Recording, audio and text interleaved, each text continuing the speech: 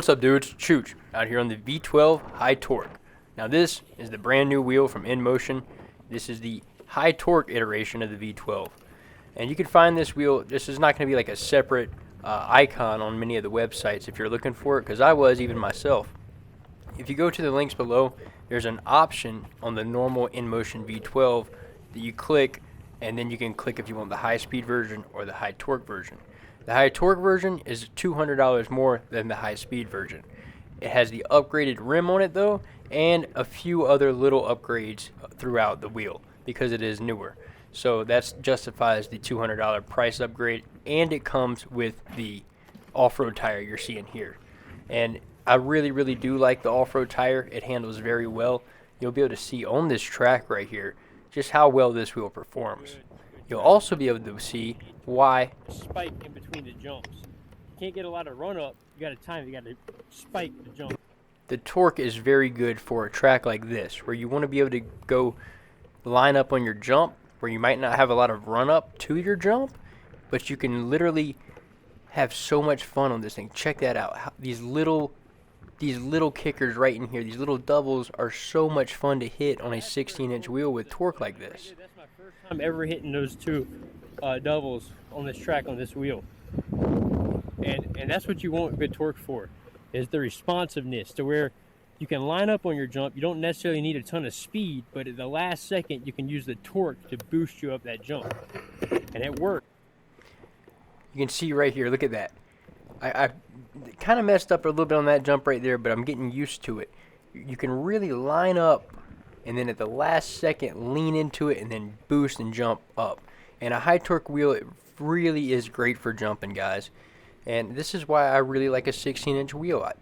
Like I said, it has its place, guys. There's some people out there that are all, only ride 20-inch wheels, and they're all about only riding larger wheels. It's because they don't ride stuff like this. Now this is what you really have fun on an electric unicycle riding. And if you never do this, you are missing out. If you just only ride concrete and just cruise on the road and you never do stuff like this, you're missing out big time, guys. Because this is where you really have the fun. This is where you really get good. This is the technical stuff that I love for an electric unicycle. And this is where I should have taken the high torque unicycle to begin with. This is where I should have had it. You can still go way slower into your jump. From the get-go. I should have had the high torque wheel at a park like this, or riding up mountain trails, or something like that, because this is what it's made for. You have more speed, you really do. Now, if you're a heavier weight rider, it's also a great wheel just to ride in general. You'll see here they have definitely upgraded the rim on it. Let's check that real quick.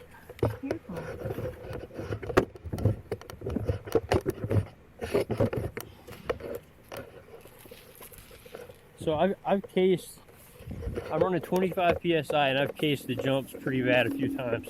And I haven't had a dented rim yet, so I definitely think the rim is upgraded for sure. Now I'm running about 25 PSI. I weigh about 135 pounds, and this pressure is perfect for this wheel, guys, because if you're not running a wheel that has suspension and you want to ride off-road, there's a threshold that you have to, there's a sweet spot, I should say, you have to meet. It's a tipping point between, if you case hard enough, if you really wrench this thing into a lip hard enough, then you might end up doing damage to the rim. And that's the thing that they upgraded with this high torque wheel. The orange rim shows that this is the upgraded rim version of this wheel. And if you want to get the upgraded rim version, go with the high torque. And I mean, seriously, for stuff like this is so much fun because I have peace of mind now on this wheel. I love this wheel for jumping. I really do. I love it for this park specifically. There's like a 20-inch wheel is no fun on this little track. And a lot of people probably can attest to it. A 20-inch wheel is just, you wouldn't even want to ride it over here. If you had a 20-inch wheel out here, you'd be going to hit like the larger jumps and whatnot. But this is where you really have fun, guys. I have more fun on this stuff than I do hitting just the big jumps over and over again. I really do. And it's because this is the type of stuff I usually like I used to race dirt bikes on. It was like enduro racing on dirt bikes. Like, that is so much fun right there. That little feature where you can just go up and hit that and then kind of air over that little last hump right there, and then like that little double that you can connect to, all that's very technical on a 16-inch wheel. On a 20-inch wheel, yeah, you can just like flop right over it, no problem. But on a 16-inch wheel, it's technical and fun. That's what I love about it. Like, you see that, I'm having a total blast through here. And everybody else looking at me up there on the bike park is like, man, he looks like he's having a good time. And it's because I am, man. I love a 16-inch electric unicycle. And the V12, man, it's just one of those wheels that I never thought I'd like. I never really liked any of the V8s, the V10s, or anything like that. I never even liked the look of them. And then I just saw how slow they were whenever I used to ride in Denver all the time. There was a few people down there that had like the V8 and whatnot, and I tried it, and I'm like, dude, this thing is so slow. But the V12 was the first INMOTION I ever got, or electric unicycle I ever got from the company INMOTION, and I actually had it as my own for a little while.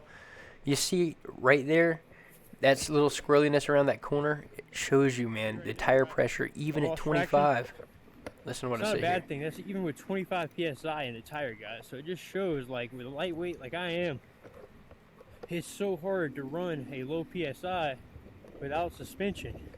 That's why I love the S20 so much, man, because that suspension, you could lower that tire pressure so much, and it just stuck even in dirt corners. Yeah, even at 25 psi, guys, you see coming around that corner, I slid a little bit. And so what I was saying right there, if you didn't really grasp what I was getting at, is that with like the Kingsong S20, guys, you can comfortably run a lower psi. Like, I could probably pull 5 more psi out of the S20 on this track and run it at 20 psi, and then in that same corner where I just slipped, it would have gripped right there.